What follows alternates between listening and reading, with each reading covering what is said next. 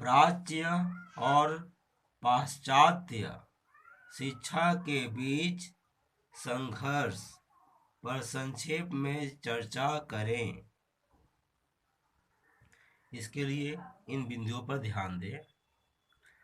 1813 ईस्वी में charter act, 1,00,000 रुपये, 10 वर्षों तक संघर्ष।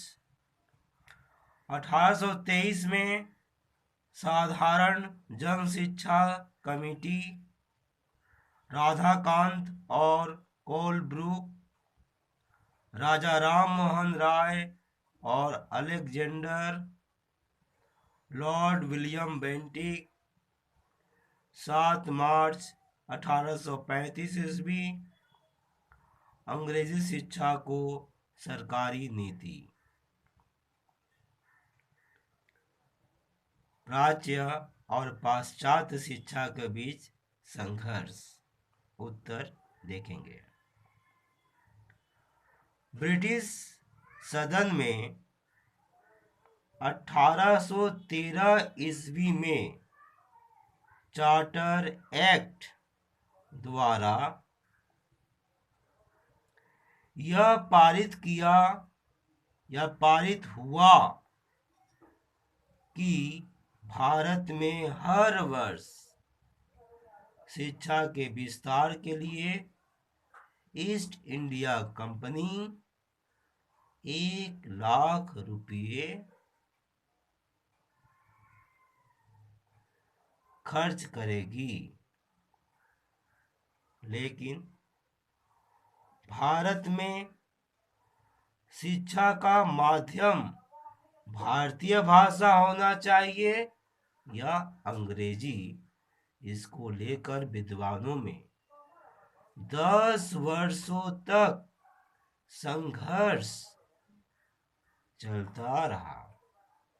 अंततः 1823 ईस्वी में साधारण जन शिक्षा कमेटी का गठन हुआ।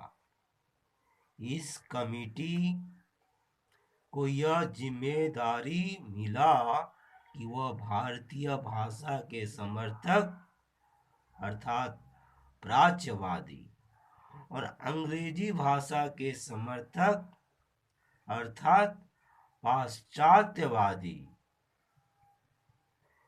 के बीच वाद विवाद कराकर अंजाम पर पहुंचे।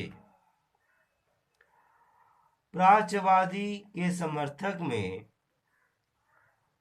राधाकांत और कोलब्रुक